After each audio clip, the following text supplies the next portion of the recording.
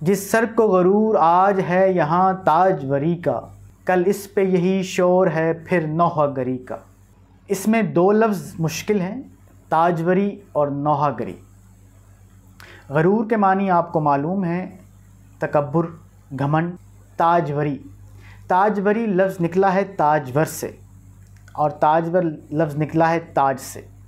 پہلے زمانے میں بادشاہ تاج پہنا کرتے تھے، اور جو تاج پہنتا تھا اسے تاجور یعنی کہ بادشاہ کہتے تھے، اور تاجوری یعنی کہ بادشاہت یا بادشاہی۔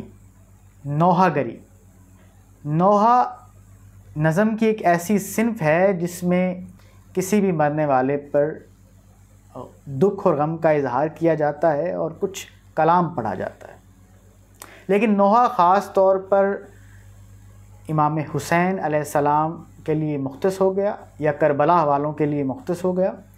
تو نوحہ کا جب بھی ذکر آتا ہے تو ہمارا ذہن کربلا کی طرف جاتا ہے۔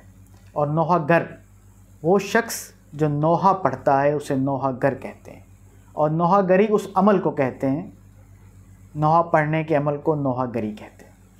کہتے ہیں کہ جس کو بھی آج اس بات کا گھمنڈ ہے، اس بات پہ فخر ہے کہ اس کے سر پہ تاج ہے، یعنی کہ اس کے پاس طاقت ہے، اس کے پاس بادشاہی ہے، تو یہ نہ سمجھے کہ اس کے پاس یہ ہمیشہ رہنے والی ہیں۔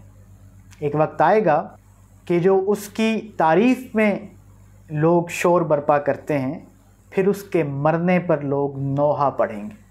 وہ جو شور ہوگا وہ بھی ہونا ہے۔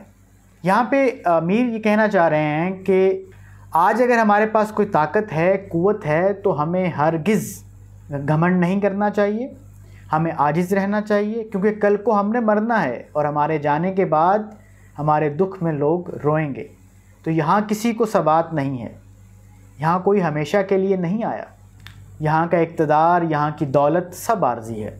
اس موضوع پر اکثر شعراء نے شعر کہے ہیں، چند ملاحظہ ہوں۔ دبا کے قبر میں سب چل دیے دعا نہ سلام، ذرا سی دیر میں کیا ہو گیا زمانے کو۔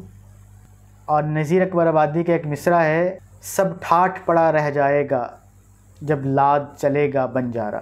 اس زندگی نے کسی کے ساتھ وفا نہیں کی، چاہے کوئی بادشاہ تھا، چاہے کوئی گدا تھا۔ تو وہ سبق دیتے ہیں کہ ہمیں غرور نہیں کرنا چاہیے۔